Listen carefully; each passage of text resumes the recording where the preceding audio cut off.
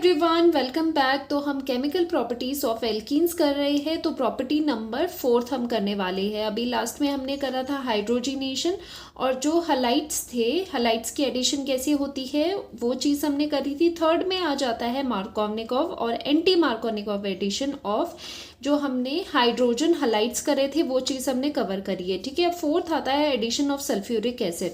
अब देखो sulphuric acid क्या होता है, H2SO4 इज सल्फ्यूरिक एसिड। इसे अगर आप एक्सपेंड करोगे तो कुछ इस तरह से आपको दिखाई देगा। सल्फर पे डबल बॉन्ड O, नीचे डबल बॉन्ड OH। ठीक है, this is sulphuric acid. Okay, अब क्या होता है यहाँ पर जो सल्फ्यूरिक एसिड का एडिशन होता है, एडिशन किस पे करवा रहे हैं, एल्कीन पे करवा रहे हैं। ठीक है, तो एल्कीन पर जो एडिशन होता है सल्फ्यूरिक एसिड का वो होता है इन अकॉर्डेंस विद मार्कोवनिकॉव रूल। ठीक है, तो एडिशन होगा मार्कोवनिकॉव एडिशन।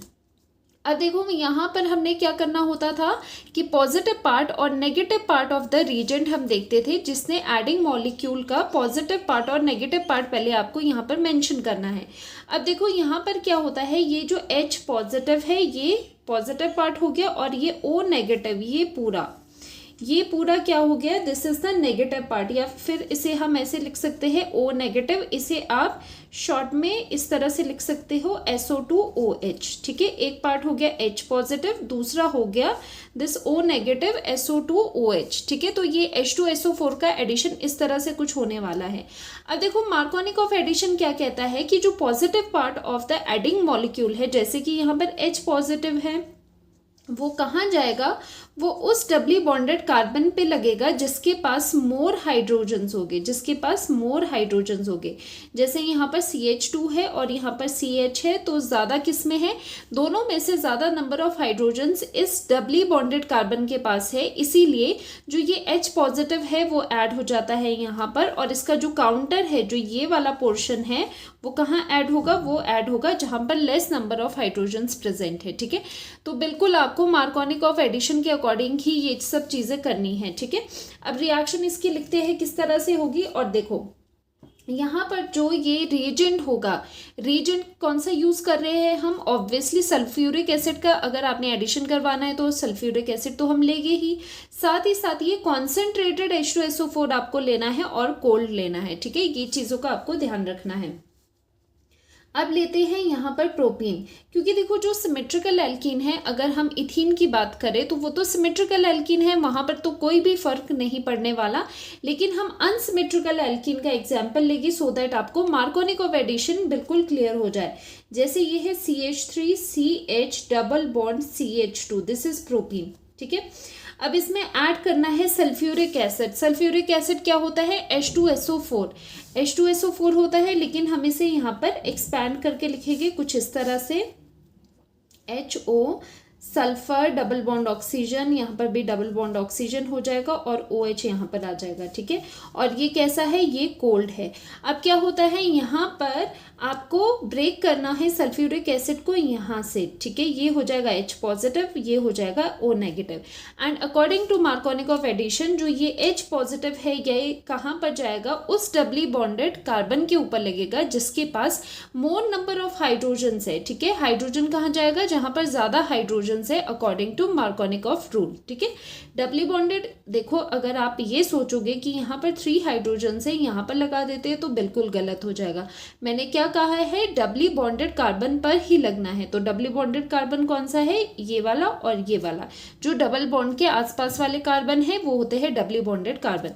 तो ये हाइड्रोजन कहाँ लगेगा, जहां पर मोर नंबर ऑफ हाइड्रोजन है जिस कार्बन के पास, जिस डबली बॉन्डेड कार्बन के पास, दैट मीन्स ये हाइड्रोजन इस वाले कार्बन पे लगने वाला है। ठीक है, और जो इसका काउंटर पोर्शन है वो इस कार्बन पे लगेगा।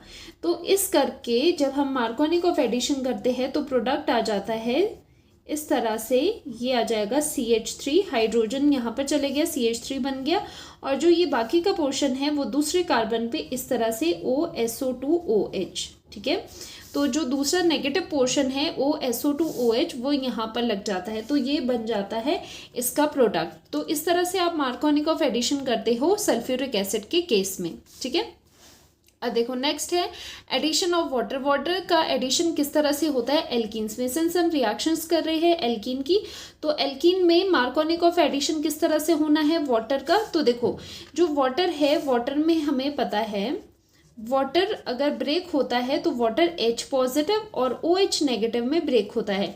अब इसका ब्रेक करने के लिए सो दैट इसका ब्रेक हो जाए इजीली, तो हम few drops of concentrated acid डालते हैं। पर्टिकुलरली हम कॉन्सेंट्रेटेड H2SO4 डालते हैं।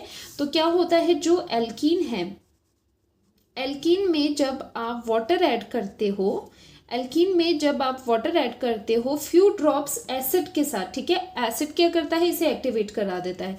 जब एसिड डालते हो आप वाटर में तो क्या हो जाता है ये आयन में इस तरह से टूट जाता है H पॉजिटिव OH नेगेटिव, और उसका मार्कोनिक ऑफ एडिशन जब हम करते हैं तो हमें अल्कोहल मिलता है। ठीक है, तो यहाँ पर आपको समझने की ज़रूरत है जब एल्कीन में हम वाटर की एडिशन कराते हैं तो क्या प्रोडक्ट मिलता है अल्कोहल मिलता है। ठीक है, अगेन क्या हो जाएगा मार्कोनिक ऑफ एडिशन है। मार्कोनिक ऑफ एडिशन क्या बोलता है कि जो positive part of the adding molecule है वो कहाँ जाएगा, उस डबली बॉन्डेड कार्बन पे जाएगा जहां पर मोर हाइड्रोजन्स प्रेजेंट है। सिंपल सी बात है। ठीक है, तो यही चीज़ हमने करनी है, तो एग्जाम्पल में आपको समझ आ जाएगी।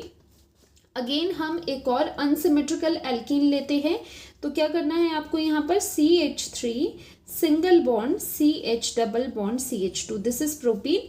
अब इसमें हम ऐड करते हैं वाटर। ठीक है, वाटर का एडिशन करा रहे हैं in presence of acid. H positive stands for, ये डिनोट कर रहा है कि यहाँ पर हमने एसिड का एडिशन करवाया है। ठीक है, तो इसकी प्रेजेंस में क्या हो जाएगा, इसमें H पॉजिटिव, इसका ब्रेक होगा H पॉजिटिव और OH नेगेटिव में। जो ये पॉजिटिव पार्ट है वो कहाँ जाएगा according to Markovnikov rule, ये जाएगा उस डबली बॉन्डेड कार्बन में जिसमें more number of hydrogens present है, दैट मीन्स ये लगेगा यहाँ पर। तो हमारा जो प्रोडक्ट बन जाता है वो क्या बनेगा, CH3 single bond CH single bond CH2 था लेकिन हाइड्रोजन यहाँ पर चले जाता है तो ये बन जाता है CH3, और इसका जो काउंटर है ये वाला पोर्शन है वो कहाँ जाएगा, इस वाले कार्बन पे, तो ये आ जाता है यहाँ पर OH और ये मिल गया आपको यहाँ पर अल्कोहल। ठीक है, तो क्या हो जाता है यहाँ पर जो एल्कीन है, एल्कीन क्या रिएक्शन करी हमने, जो एल्कीन है उसमें जब आप वाटर ऐड करते हो in the presence of acid तो हमें मिलता है अल्कोहल। ठीक है, दिस इज इम्पॉर्टेंट। जब आप +2 में जाओगे तो अल्कोहल की रिएक्शंस में, अल्कोहल की प्रिपरेशन में भी ये वाली रिएक्शन यूज होती है। ठीक है, तो एल्कीन्स में जब भी आप वाटर डालते हो in the presence of some acid, few drops of acid, तो क्या मिलता है आपको अल्कोहल मिलता है, और जो प्रोडक्ट बनाना है वो मार्कोनिक ऑफ रूल के अकॉर्डिंग आपको बनाना है। Very easy. ठीक है, अब देखो अब ऑक्सीडेशन पे हम आते हैं, वेरी वेरी इंपॉर्टेंट, इससे ज़रूर क्वेश्चंस बनते हैं। ठीक है, तो देखो आपको क्या करना है, यहाँ पर 2 तरह की आपको ऑक्सीडेशन करानी है। देखो ऑक्सीडेशन का अगर हम सिंपल मीनिंग देखें तो क्या होता है, एडिशन ऑफ ऑक्सीजन, ऑक्सीजन कहीं पर लग जाए। ठीक है, या फिर ऑर्गेनिक केमिस्ट्री में ऑक्सीडेशन का मतलब ये भी होता है जैसे एसिड में चेंज हो जाना, या फिर हायर जो एल्कीन है उसका कीटोन में चेंज हो जाना। तो यहाँ पर जो ऑक्सीडेशन होती है एल्कीन की, तो 2 तरह के ही आपको प्रोडक्ट्स यहाँ पर देखने को मिलते हैं। जो एल्कीन है, एल्कीन की जब आप ऑक्सीडेशन करवाते हो तो आपको क्या मिलता है, आपको मिलता है या तो कीटोन या फिर मिलेगा आपको एसिड। ठीक है, ये कब है, जब आप दूसरा रिएजेंट यूज़ करते हो, मतलब अगर आप एसिडिक कंडीशन में यूज़ करते हो। तो चलो पहले करते हैं बेयर्स रीजन का, ये मैं आपको बाद में बताऊंगी। ठीक है, तो बेयर्स रीजन पहले करते हैं। तो एक रीजन होता है बेयर्स रीजन। अब बेयर्स रीजन क्या होता है, बेयर्स रिएजेंट, बेयर्स रिएजेंट क्या होता है, हमेशा के लिए आपको ये चीज़ ध्यान रखनी है कि बेयर्स रीजन क्या होता है। ये होता है, सबसे पहली बात ये होता है एल्कलाइन। क्या होता है, कोल्ड भी आप लिख सकते हो, इस केस में हम कोल्ड यूज़ करेंगे। ठीक है, कोल्ड, डाइल्यूटेड, कॉन्सेंट्रेटेड नहीं है, डाइल्यूटेड है। डाइल्यूट का मतलब कि वो पानी मिला हुआ है उसमें। ठीक है, डाइल्यूटेड है और साथ में एल्कलाइन है। एल्कलाइन का क्या मतलब है, OH नेगेटिव है, बेसिक सॉल्यूशन है, बेस के साथ मिल करके हमने इसे बनाया है alkaline KMNO4, KMNO4। This is Baeyer's reagent. तो बेयर्स रीजन क्या होता है, डाइल्यूटेड एल्कलाइन KMNO4, या फिर डायरेक्टली आप भी कह सकते हो कि एल्कलाइन KMNO4 क्या होता है, बेयर्स रीजेंट होता है। KMNO4 क्या होता है, पोटेशियम पर मैंगनेट। ठीक है, पोटेशियम पर मैंगनेट। अब ये क्या होता है, ये बहुत ही इंपॉर्टेंट रोल यहाँ पर प्ले करता है। जब भी आप बेयर्स रीजेंट को देखो, जो बेयर्स रीजेंट है उसके कई काम हैं, ठीक है। पहली बात, जब आप इसको एल्कीन में डालते हो, जब आप इसको एल्कीन के साथ रिएक्शन करते हो तो आपको विसिनल विसिनल विसिनल ग्लाइकोल मिलता है। ग्लाइकोल क्या होता है? विसिनल ग्लाइकोल कुछ इस तरह से दिखता है। विसिनल पोजीशन क्या होती है कि जो साथ में हो, बिल्कुल साथ में हो। और जेमिनल कौन सी होती है? एक ही कार्बन पे अगर दोनों OH लगे हैं या फिर कोई ग्रुप लगा है तो हम उसे जेमिनल करके कहते हैं। विसिनल का मतलब होता है एडजेसेंट कार्बन्स पे दो ग्रुप्स लगे हैं सेम सेम वाले, तो ये विसिनल ग्लाइकोल हो गया, ठीक है। एल्कीन में जब हम बेयर्स रीजन डालते हैं तो हमें विसिनल ग्लाइकोल मिलता है, ओके। अब देखो यहाँ पर मैं अनसिमेट्रिकल, कोई भी एल्कीन ले लो आप, यहाँ पर अनसिमेट्रिकल लेते हैं, ठीक है। तो अनसिमेट्रिकल एल्कीन जब हम यहाँ पर लेते हैं, जैसे CH3 CH double bond CH2, okay. अब हम इसमें क्या करते हैं, हमने बेयर्स रीजन डालना है। अब बेयर्स रीजन क्या होता है? बेयर्स रीजन मैंने कहा है आपको, एल्कलाइन KMnO4 होता है डाइल्यूटेड, ठीक है। तो डाइल्यूट वर्ड से यहाँ पर हम वाटर लिख सकते हैं, ठीक है। और ये ऑक्सीडेशन करवाता है, तो कई जगह नेसेंट ऑक्सीजन अलग से दी होती है, नहीं दी होगी तब भी कोई बात नहीं, तब भी हम इसे इसी तरह से करेंगे। और फिर एरो के ऊपर हम क्या देखते हैं, यहाँ पर डाइल्यूटेड KMnO4 लिखा है, ठीक है। और साथ में 273 केल्विन लिखा है टेम्परेचर, ठीक है। ये रिएक्शन है, किस तरह से ये करोगे अब आपको देखना जरूरी है। यहाँ पर डाइल्यूट KMnO4 लिखा है, ठीक है। और साथ में डाइल्यूट का मतलब वाटर भी दिया है। KMnO4 क्या करता है, काइंड ऑफ ऑक्सीडेशन करा रहा है, तो नेसेंट ऑक्सीजन भी यहाँ पर प्रेजेंट है। तो यहाँ पर जो एल्कीन है वो इस तरह से, अगर बेयर्स रीजेंट अगर इसके साथ आ जाता है तो क्या मिलता है, विसिनल ग्लाइकोल मिल जाता है। तो क्या करना है, यहाँ पर जहाँ पर डबल बॉन्ड है, डबल बॉन्ड हटा के आपको यहाँ पर OH लगा देना है। तो क्या हो जाएगा, ये CH3 CH single bond CH2 और यहाँ पर OH और यहाँ पर OH हो जाते हैं, और ये क्या होते हैं, this is vicinal glycol. Glycol कब आता है, जब दोनों OH होते हैं तो ग्लाइकोल हम यूज करते हैं। विसिनल का क्या मतलब है, ये दोनों OH जो है वो एडजेसेंट कार्बन्स पे लगे हैं, तो विसिनल ग्लाइकोल मिलता है हमें एल्कीन से। जब एल्कीन में बेयर्स रीजेंट हम डालते हैं तो विसिनल ग्लाइकोल हमें इस तरह से मिलता है, ठीक है। ये बात है बेयर्स रीजेंट की। अब थोड़ा सा बेयर्स रीजेंट का भी कर लेते हैं, क्योंकि कई बार पूछते हैं कि बेयर्स रीजेंट की क्या एप्लीकेशंस है। पहली बात, जो ये बेयर्स रीजेंट होता है एल्कलाइन KMnO4, क्या होता है शॉर्ट में अगर हम देखें, this is alkaline KMnO4 diluted alkaline KMnO4। Alkaline का मतलब कि ये बेसिक है, ठीक है, OH है इसमें, ठीक है, OH नेगेटिव है, तो ये होता है। और एक और चीज इसमें ध्यान देने वाली ये बात है कि ये जो बेयर्स रीजेंट है ये टेस्ट देता है, टेस्ट फॉर अनसैचुरेशन।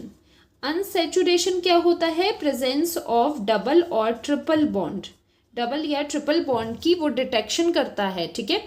सैचुरेशन क्या होती है, सैचुरेटेड कंपाउंड्स कौन से होते हैं, जिसमें ओनली सिंगल बॉन्ड्स प्रेजेंट हो।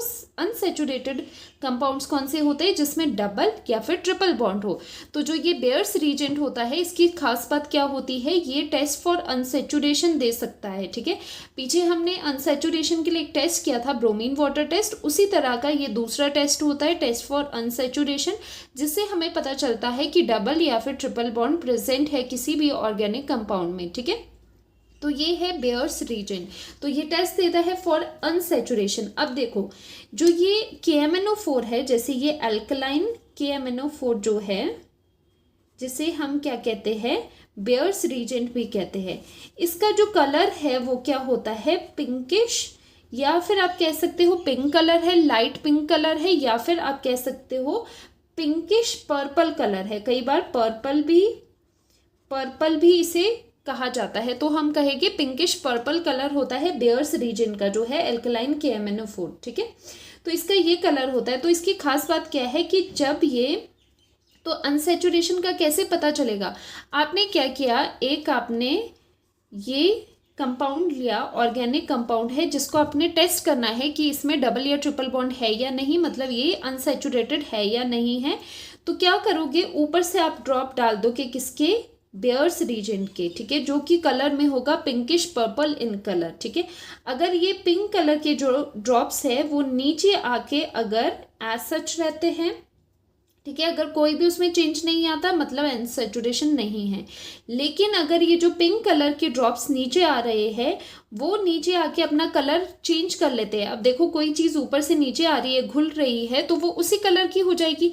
लेकिन अगर ये जो पिंक कलर के ड्रॉपलेट्स नीचे आ रहे हैं, अगर इस ऑर्गेनिक कंपाउंड का जो कलर है वो चेंज हो रहा है, मतलब ये जो पिंक कलर था अगर ये पिंक से ब्राउन होता है, अगर पिंक से आपको ब्राउन कलर का चेंज दिखाई देता है, मतलब ये जो पिंक कलर है ये डिसअपियर हो रहा है, तो इसका मतलब यस अनसैचुरेशन है। तो अनसैचुरेशन के लिए क्या क्या आपको देखना ज़रूरी है कि पिंकिश पर्पल से ब्राउन कलर चेंज अगर होता हुआ आपको दिख रहा है तो आप बोलोगे यस अनसैचुरेशन इज प्रेजेंट। तो ये होता है बेयर्स टेस्ट, जिसमें हम पिंकिश पर्पल से ब्राउन कलर का अगर हम ट्रांजिशन देखते हैं कलर का तो हम कहते हैं कि वहाँ पर अनसैचुरेशन प्रेजेंट है। अगर ऐसा कुछ नहीं होता, पिंकिश पर्पल से जो ये पिंकिश पर्पल है उससे वैसे ही पिंकिश पर्पल ही आ रहा है, ऊपर से आप ये पर्पल कलर का डाल रहे हो, नीचे भी जो ये कंपाउंड है ये भी पर्पल ही हो रहा है, तो आप कहोगे नहीं अनसैचुरेशन प्रेजेंट नहीं है, डबल या ट्रिपल बॉन्ड प्रेजेंट नहीं है। तो आपको ये समझ आ गया होगा कि अनसैचुरेशन का टेस्ट किस तरह से किया जाता है। और एक खास बात इस टेस्ट की क्या होती है, इसकी खास बात ये होती है कि इसमें होती है सिन एडिशन। सिन एडिशन का क्या मतलब है कि जो भी चीज़ लगेगी वो सेम साइड से लगेगी, जैसे कि यहाँ पर दो OH है वो सेम साइड से लग रहे हैं, तो ये होती है syn addition from the same side. तो जो ये बेयर्स रीजेंट होता है ये सिन एडिशन करवाता है और ये बहुत अच्छा टेस्ट है for unsaturation. Test for unsaturation दो है, ब्रोमीन वाटर टेस्ट और बेयर्स रीजेंट टेस्ट, ठीक है, दोनों टेस्ट इक्वली इंपॉर्टेंट है। ओके, तो यहाँ पर हम आते हैं अगेन अपनी ऑक्सीडेशन पे। तो बेयर्स रीजन किस तरह से ऑक्सीडेशन कराता है वो भी कर दिया। एल्कीन में अगर आप बेयर्स रीजन डालते हो तो विसिनल ग्लाइकोल मिलते हैं, ठीक है, मतलब डबल बॉन्ड हटा के दोनों जगह पे आपको OH लगा देने हैं, ठीक है। अब आते हैं एसिडिक KMNO4 में। देखो जो ये बेयर्स रीजेंट है वो क्या है, जो ये बेयर्स रीजेंट है, जो ये बेयर्स रीजेंट है वो क्या है, this is alkaline KMNO4 solution, ठीक है। और ये क्या देता है, ये डबल बॉन्ड में क्या कर देता है, डबल बॉन्ड हटा के सिन एडिशन करवा देता है, तो विसिनल ग्लाइकोल देता है। तो इससे हमें मिलता है विसिनल मतलब एडजेसेंट पोजीशन पे ग्लाइकोल है, ग्लाइकोल का मतलब 2 OH प्रेजेंट है, तो ये विसिनल ग्लाइकोल हमें देता है, ठीक है। ये हुआ फर्स्ट पार्ट ऑक्सीडेशन का, तो ये भी ऑक्सीडेशन ही है, ठीक है, OH का लगना। अब देखो अब आता है कि अगर ये एल्कलाइन KMNO4 था, सेकेंड पार्ट आता है अगर हम एसिडिक KMNO4 ले या फिर हम एसिडिक कई बार K2Cr2O7 भी लेते हैं, ठीक है, पोटेशियम परमैंगनेट एंड डाइक्रोमेट, ठीक है, पोटेशियम डाइक्रोमेट। तो ये दोनों ही क्या करते हैं, ये ऑक्सीडेशन कराते हैं। तो इनका क्या काम होता है, तो देखो जो मैंने पहले आपको बताया था कि जब एल्कीन है, जो ऑक्सीडेशन एल्कीन की होती है, क्योंकि ये दोनों क्या है ऑक्सीडाइजिंग एजेंट्स है, ठीक है, तो इसको कई बार एसिडिक की जगह आपको H पॉजिटिव भी लिखा हुआ दे सकते हैं। तो ये दोनों चीज़ें क्या है, ये ऑक्सीडाइजिंग एजेंट्स है, मतलब ये ऑक्सीडेशन करवाती है। अब आपको ध्यान ये रखना है, जो ये एल्कीन है, एल्कीन में जो ये ऑक्सीडेशन हो रही है थ्रू दीज रीजेंट्स, तो क्या होता है, या तो आपके पास कीटोन बनेगा, ध्यान से सुनना, या फिर आपके पास एसिड बनेगा, ठीक है। अब आप कहोगे कि मैम एल्डिहाइड कहाँ गया, एल्डिहाइड क्यों नहीं बन रहा है, तो एल्डिहाइड भी बनता है, लेकिन क्या होता है, जो एल्डिहाइड है वो उस पर नहीं रुकता, वो एसिड में कन्वर्ट हो जाता है। तो दो ही आपको प्रोडक्ट्स मिलते हैं, या तो कीटोन मिलेगा या फिर एसिड मिलेगा, वो डिपेंड करेगा कि आपने एल्कीन कौन सी ली है, कि स्टार्टिंग एल्कीन कौन सी है उस पर डिपेंड करेगा। तो यहाँ पर आपको कीटोन मिलेगा या फिर एसिड मिलेगा। अगर आपको एल्डिहाइड मिलता भी है, एल्डिहाइड अगर आपको मिलता भी है वो एकदम से एसिड में कन्वर्ट हो जाता है, ठीक है। तो ध्यान रखना है, अगर एल्डिहाइड आपको लग रहा है कि ये शायद एल्डिहाइड बन सकता है तो एल्डिहाइड की जगह आप उसका एसिड बनाओ। और साथ ही साथ अगर आपको फॉर्मेल्डिहाइड बनता हुआ नजर आ रहा है, फॉर्मेल्डिहाइड क्या होता है, CH2O, फॉर्मेल्डिहाइड अगर बनता हुआ नजर आ रहा है तो उसका क्या करना है, उसका एसिड नहीं बनाना है, उसको तोड़ के कार्बन डाइऑक्साइड एंड वाटर आपको बनाना है। सिर्फ इन दोनों चीजों का आपको ध्यान रखना है कि मेजरली आपके पास क्या बनेगी, कीटोन बनेगा या फिर एसिड बनेगा एल्कीन के ऑक्सीडेशन से। लेकिन कई जगह अगर आपको लग रहा है कि शायद एल्डिहाइड भी बन सकता है तो एल्डिहाइड नहीं बनाना है, एसिड बनाना है। और फॉर्मेल्डिहाइड अगर बनता हुआ नजर आ रहा है तो उसको कार्बन डाइऑक्साइड और वाटर में कन्वर्ट करना है। अब ये चीजें क्या है ये मैं आपको समझा देती हूँ। देखो, जैसे फर्स्ट हम ले लेते हैं यहाँ पर जैसे CH3, यहाँ पर CH3 आ गया, ये डबल बॉन्ड CH2 है। अब एक ट्रिक देखो, और आपके पास इस तरह से पेपर में आ गया कि KMnO4 है और यहाँ पर H पॉजिटिव दिया है। तो आप ये मत सोचना कि KMnO4 है तो ये बेयर्स रीजेंट है, क्योंकि मैंने दो चीज़ें आपको बताई है। दो चीज़ें क्या है यहाँ पर कि first is Baeyer's reagent and second is अगर एसिडिक KMnO4 या फिर एसिडिक K2Cr2O7 है तो H पॉजिटिव स्टैंड्स फॉर कि ये एसिडिक KMnO4 है। तो आपको किस तरह से करना है, यहाँ पर देखो ट्रिक ये रहती है कि ये जो डबल बॉन्ड है, इस डबल बॉन्ड में जो भी है यहाँ पर आप ऑक्सीजन ऑक्सीजन लगा दो, ठीक है, 2 ऑक्सीजन लिख लो। अब ये डबल बॉन्ड आपको हटा के दोनों साइड पे ऑक्सीजन लिखने हैं। तो आप रफ पे क्या लिखोगे कि हमारे क्या प्रोडक्ट्स बन सकते हैं, CH3, ये चीज़ आपने रफ पे लिखनी है। CH एक पोर्शन पे यहाँ पर ऑक्सीजन है, मतलब एक पोर्शन पे इस तरह से ऑक्सीजन लगेगी और दूसरे पोर्शन पे CH2 डबल बॉन्ड था और इसके साथ भी ये ऑक्सीजन लगेगी क्योंकि यहाँ पर ऑक्सीडेशन हो रहा है। ये दोनों आपको प्रोडक्ट मिलने थे। अब चेक करो कि मैंने कहा था कीटोन होगा या एसिड होगा, ठीक है। तो यहाँ पर क्या है, दिस इज अ कीटोन, तो ये तो ठीक है, ये कीटोन है, ये बनेगा। लेकिन ये क्या है, ये फॉर्मल्डिहाइड है, लेकिन एल्डिहाइड तो बन नहीं सकता। और खास करके अगर फॉर्मल्डिहाइड बन रहा है तो उसका तो डायरेक्ट आप उसको कार्बन डाइऑक्साइड एंड वाटर में ही कन्वर्ट कर दो। तो ये पूरी चीज़ क्या करी मैंने, ये मैंने रफ करी, ठीक है। तो ये हमारा रफ वर्क है। डायरेक्ट आपने रिएक्शन में ये नहीं करना है, सिर्फ आपने रफ में ये देखना है ये दोनों प्रोडक्ट्स बनते नजर आ रहे हैं। कीटोन, यस कीटोन बन सकता है, तो कीटोन हम बनाएंगे तो इसका एक प्रोडक्ट मिल जाएगा हमें CH3, C double bond O and CH3, this is ketone, हमारा पहला प्रोडक्ट। और दूसरा क्या हो जाएगा, फॉर्मल्डिहाइड नहीं बनेगा, एल्डिहाइड तो बनना ही नहीं है। और साथ ही मैंने कहा था जब भी फॉर्मल्डिहाइड आए तो वो ब्रेक करके उसका एसिड नहीं बनता, उसका ब्रेक करके क्या हो जाता है, कार्बन डाइऑक्साइड बनेगा एंड वाटर बन जाएगा। तो ये पहली रिएक्शन आपकी है, ठीक है। तो इस तरह से हम ये करते हैं। तो यहाँ पर हमने ये चीज़ सीखी है कि यहाँ पर जो एल्कीन है उसमें अगर आप KMnO4 एसिडिक में देते हो तो ऑक्सीडेशन जब होती है तो या फिर कीटोन बनेगा या फिर एसिड बनेगा, ठीक है। और क्या होता है, अगर एल्डिहाइड आपको लग रहा है उसको यहाँ से ब्रेक करके, क्योंकि मैंने कहा है कि दोनों साइड ऑक्सीजन करना और यहाँ से बीच से हटा देना। अगर आपको लग रहा है कि कोई एल्डिहाइड बन रहा है तो उसको एसिड में चेंज करो, नहीं तो कार्बन डाइऑक्साइड और वाटर करो अगर फॉर्मल्डिहाइड है, ठीक है। तो नेक्स्ट हम केस यहाँ पर देख लेते हैं। जैसे मैं यहाँ पर आपको बताती हूँ कि एक हम ले लेते हैं CH3, CH double bond CH single bond CH3, ठीक है। अब इसमें मैंने डाला KMnO4 और H पॉजिटिव, मतलब एसिडिक KMnO4 है। तो क्या बनेगा, यहाँ पर आप क्या करोगे, यहाँ पर इसको हटा के आप क्या कर दोगे, ऑक्सीजन लगा दोगे। मतलब ये दोनों, ये जो डबल बॉन्ड है ये इस साइड भी हो जाएगा और इस साइड भी होगा। अब आप देखोगे कि यहाँ पर क्या बन रहा है, ध्यान से देखो, जब आपने ये वाली रिएक्शन करी है CH3, CH double bond CH मैंने आपको कहा है कि आपको ऑक्सीजन दोनों साइड पे लगा देना है। तो एक ऑक्सीजन दूसरा ऑक्सीजन, तो रफ पे देख लेते हैं, रफ पे क्या बन रहा है, एक पोर्शन का बन रहा है CH3, CH double bond O, ठीक है, क्योंकि डबल बॉन्ड O आएगा। और दूसरा क्या बन रहा है CH3 और इस कार्बन के साथ डबल बॉन्ड और ये वाला ऑक्सीजन इस तरह से। तो ये दोनों क्या बन रहे हैं, ये दोनों ही एल्डिहाइड्स बन रहे हैं।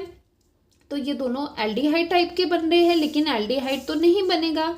तो एल्डिहाइड नहीं बनता है, एल्डिहाइड क्या करता है, एसिड में कन्वर्ट होता है।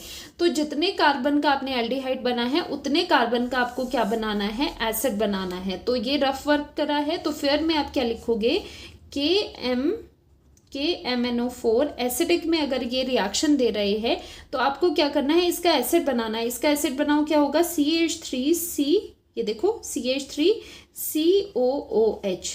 एसिड में क्या होता है, COH होता है, इतने 2 कार्बन की कौन सी एसिड है, CH3COH, और ये दोनों की इसी तरह से एसिड बनेगी। तो यहाँ पर हम ट्वाइस कर लेते हैं क्योंकि 2 पार्ट्स है ना इसके, एक पार्ट ये है, दूसरा पार्ट ये है, दोनों को हमने स्प्लिट करके देखा तो हमारे पास एल्डिहाइड आ रहा था, लेकिन एल्डिहाइड तो होगा नहीं क्योंकि एल्डिहाइड कन्वर्ट हो जाते हैं एसिड में। तो या तो एसिड मिलेगा या फिर कीटोन मिलेगा। तो यहाँ पर एसिड मिलेगा तो प्रोडक्ट आ जाएगा ट्वाइस ऑफ CH3COOH। इस तरह से आपको आंसर पे आना है, ठीक है। तो ये सारा रफ वर्क होता है अपने लिए, ठीक है। तो डायरेक्टली आपको यहाँ पर रिपोर्ट करना है आंसर, ट्वाइस ऑफ CH3COOH यहाँ पर आपका आंसर है। और दूसरा हमने जो पहली रिएक्शन लिखी थी वो क्या थी, CH3C डबल बॉन्ड O और यहाँ पर CH3, इसमें भी अगर हम KMNO4 H पॉजिटिव के प्रेजेंस में करते हैं तो क्या हो जाता है, एक तो आ जाता है CH3, तो ये हो गया, यहाँ पर CH2 था, ठीक है, CH3C डबल बॉन्ड O, ये आ जाता है CH3, और दूसरे पोर्शन का क्योंकि ये फॉर्मल्डिहाइड बनना था तो हमने इसका कार्बन डाइऑक्साइड एंड वाटर बना दिया, ठीक है। तो इस तरह से आपको ये ऑक्सीडेशन की रिएक्शंस करनी है। वेरी वेरी इंपॉर्टेंट, आपको ध्यान रखना है। अगर तो ओनली डाइल्यूट KMNO4 है, मतलब आपको ये स्ट्राइक होना चाहिए कि ये बेयर्स रीजेंट है, और बेयर्स रीजेंट में क्या होता है, उसमें बनते हैं आपके विसिनल ग्लाइकोल। लेकिन अगर अल्कलाइन की जगह एसिडिक KMNO4 है या फिर एसिडिक K2Cr2O7 है, तो ऐसे केसेस में या तो कीटोन बनेगा या एसिड बनेगा। अगर आपको लग रहा है कि एल्डिहाइड बन रहा है तो एल्डिहाइड नहीं बनता। एल्डिहाइड की जगह आप क्या बनाते हो, एल्डिहाइड को आप एसिड में कन्वर्ट करते हो, उतनी ही कार्बन की एसिड बनानी है, ठीक है। और अगर फॉर्मल्डिहाइड इस तरह का बन रहा है तो आपको कार्बन डाइऑक्साइड और उसको वाटर में तोड़ देना है, ओके। तो ये था ऑक्सीडेशन। अब लास्ट है पॉलीमराइजेशन। पॉलीमराइजेशन क्या होती है, देखो जो छोटे छोटे पार्ट्स होते हैं, पॉलीमराइजेशन आपने वैसे लोअर क्लासेस में भी करी होगी। क्या होते हैं कि जो छोटे छोटे यूनिट्स होते हैं वो आपस में मिलके, आपस में बहुत सारे छोटे छोटे यूनिट्स हैं, वो आपस में कंबाइन करके एक लॉन्ग चेन्स बनाते हैं जिसे हम कहते हैं कलेक्टिवली ये हो जाता है पॉलीमर। तो ये क्या है, जो ये छोटे छोटे स्मॉल यूनिट्स हैं, इनको क्या कहते हैं, इन्हें मोनोमर कहते हैं, ठीक है। तो आप कह सकते हो कि लार्ज नंबर ऑफ जो मोनोमर्स है वो आपस में कंबाइन करते हैं, आपस में ज्वाइन करते हैं to form a large chain polymer, ठीक है। तो ये पॉलीमर क्या होता है, बहुत बड़ी टर्म है। वो कैसे बनती है, छोटे छोटे यूनिट्स आपस में कंबाइन करते रहते हैं और एक बहुत बड़ा पॉलीमर बनाते हैं। मोनोमर इसके क्या फंडामेंटल यूनिट्स है और बनता है पॉलीमर, ठीक है। आप डेली लाइफ में देखते होगे पॉलीमर आपको हर जगह दिखाई दे सकते हैं। बहुत ही क्लासिकल एग्जाम्पल होता है हमारा पॉलीथीन, ठीक है। जैसे आप पॉलीथीन शीट्स देखते हो, पॉलीथीन बैग्स देखते हो, ठीक है। तो ये पॉलीथीन क्या है, तो हम तो कहते हैं कि जो वो हम जिसमें सब्जी भी लाते हैं कि वो पॉलीथीन है, वो पॉलीथीन उसका नाम है कि वो पॉलीमर है, ठीक है। पॉलीमर है पॉलीइथीन, तो वो इथीन जो ये यूनिट्स है ना वो क्या है, वो इथीन है। अभी आपको समझ आएगा। देखो मैं पॉलीथीन बनाती हूँ, पॉलीथीन हम कैसे बनाएंगे, देखो n नंबर ऑफ, n मतलब लार्ज नंबर ऑफ, हमने लिया CH2 double bond CH2 and this is ethene. जो इथीन है उसको हम क्या करते हैं, जब भी पॉलीमराइजेशन होती है उसमें बहुत ही कौन सी होती है, हाई टेम्परेचर और हाई प्रेशर की कंडीशन हम देते हैं, ठीक है। साथ ही साथ हम सुटेबल कैटलिस्ट भी इसमें डालते हैं, तभी ये रिएक्शंस होती है। तो ये था इथीन। इथीन की क्या होगी कि पॉलीमराइजेशन होगी तो ये बन जाता है हमारे पास एक पॉलीमर इस तरह का CH2 सिंगल बॉन्ड CH2। इस तरह से ये चेन चलती रहती है। कैसे चल रही है, देखो एक यूनिट है CH2 सिंगल बॉन्ड CH2, अब इसमें और आगे दूसरा यूनिट हो गया ऐड, और यहाँ पर भी दूसरा यूनिट CH2 ऐड हो गया। तो रिपीटिंग यूनिट कौन सा है, रिपीटिंग यूनिट जो रिपीट होता हुआ दिख रहा है वो है ये, एक यूनिट है, फिर ये दूसरा यूनिट जुड़ेगा, फिर ये तीसरा यूनिट जुड़ेगा, इसी तरह से n यूनिट्स आपस में चेन में जुड़ते जाएंगे और एक लंबी पॉलीमर चेन बनेगी। तो इसीलिए हम इसे इस तरह से लिखते हैं पॉलीमर को, जो ये रिपीटिंग यूनिट है CH2 ये n टाइम्स तक इस तरह से दोनों साइड से जुड़ते रहेंगे और ये पॉलीमर बनेगा। और कौन सा पॉलीमर है ये, दिस इज पॉलीथीन। तो ये क्या था, ये था इथीन। इथीन क्या है, मोनोमर है। जैसे ये मैंने आपको बताया स्मॉल यूनिट्स, तो यहाँ पर जो मोनोमर है वो क्या है, इथीन के यूनिट्स है जो आपस में ज्वाइन करके पॉलीइथीन बना रहे हैं। पॉली अगर आगे लग जाता है उसका मतलब वो पॉलीमर है, तो ये है पॉलीथीन। तो अब आपको समझ आ गया होगा कि पॉलीथीन क्या होता है। पॉलीथीन क्या होता है? पॉलीथीन होता है पॉलीमर ऑफ इथीन। इथीन के जो n नंबर ऑफ यूनिट्स है वो आपस में ज्वाइन होते रहते हैं और एक पॉलीमर बनता है जिसका नाम है पॉलीथीन। ठीक है, उसी तरह से अगर हम N प्रोपीन ले CH3CH डबल बॉन्ड CH2 और इसे वही कंडीशंस है जो हाई टेम्परेचर की, हाई प्रेशर की और कैटलिस्ट की, ऐसे कंडीशंस में अगर हम इसका रिएक्शन इस तरह से कराते हैं तो ये पॉलीमराइज हो जाते हैं। तो ये पॉलीमराइज होके जो रिपीटिंग यूनिट है, अगर मैं शॉर्ट में बताऊं, एल्कीन्स में जो रिपीटिंग यूनिट होता है वो क्या होता है? जो डबल बॉन्ड वाला पोर्शन है वो ही रिपीटिंग यूनिट होता है। तो डबल बॉन्ड वाला पोर्शन क्या है? ये CH है। डबल का आपको सिंगल करना होगा क्योंकि आगे भी यहाँ से कनेक्शन होने वाला है। और ये जो CH में लगा है ये CH3 आ जाएगा। तभी मैंने कहा था कि जो डबल बॉन्ड वाला पोर्शन है वो ही रिपीटिंग यूनिट होगा। अब यहाँ पर आप ब्रैकेट लगा दोगे और n करोगे, दैट मीन्स ये वाला यूनिट n टाइम्स तक चलता रहेगा। ठीक है, एक ये यूनिट है, दूसरा होगा, वैसे ही यहाँ पर भी होगा। इस तरह से ये सब चीज़ें चलती रहेगी। तो ये पॉलीमर बन गया और ये था प्रोपीन। तो ये पॉलीमर का नेम है पॉलीप्रोपीन, जिससे कि कई क्रेट्स वगैरह, बकेट्स वगैरह बनती हैं। ठीक है, तो जो पॉलीमर है वो आप कई जगह देखते हो। जैसे आप देख सकते हो वहाँ पर जो वायर्स होती है उसकी कवरिंग्स है, वहाँ पर भी होगा। टीवी कैबिनेट्स है, वहाँ पर भी आपको देखने को मिलता है पॉलीमर। टॉयज़ हो गए, कई टॉयज़ पॉलीमर से बने होते हैं। साथ में बकेट्स होगी, टब्स हो गए, वो पॉलीमर से ही बनकर तैयार होते हैं। ठीक है, तो पॉलीमराइजेशन एल्कीन की बहुत ही इंपॉर्टेंट प्रॉपर्टी है, जिसमें आपको हाई टेम्परेचर, हाई प्रेशर की कंडीशंस देनी होती है और सुटेबल कैटलिस्ट रखना होता है। ठीक है, तो पॉलीथीन आज के बाद आपको समझ आ गया। पॉलीथीन क्या है? पॉलीमर है। और किसका पॉलीमर है? इथीन का पॉलीमर है। ठीक है, तो ये बहुत ही मेजरली हम यूज़ करते हैं, आप देख सकते होगे। लेकिन ये एक मैटर ऑफ कंसर्न भी है ये, क्योंकि इससे क्या हो रहा है, पॉलीथीन से पॉल्यूशन हो रहा है, क्योंकि ये डिग्रेड नहीं होता। ठीक है, इस वजह से ये पॉल्यूशन कर रहा है। तो ये भी हमारे सामने एक चैलेंज है रिगार्डिंग पॉलीमर्स। तो ये था लास्ट, पॉलीमराइजेशन। और एक और केमिकल प्रॉपर्टी रहती है विच इज़ ओजोनोलिसिस। उसे मैंने अलग लेक्चर के लिए रखा है सो दैट इजीली आप उसको वहाँ पर समझ पाओ। ठीक है, तो नेक्स्ट लेक्चर में हम ओजोनोलिसिस करते हैं और उसी के साथ आपकी केमिकल प्रॉपर्टीज ऑफ एल्कीन्स भी खत्म हो जाएगी। ठीक है, तो मिलते हैं नेक्स्ट लेक्चर में। Bye bye, see you.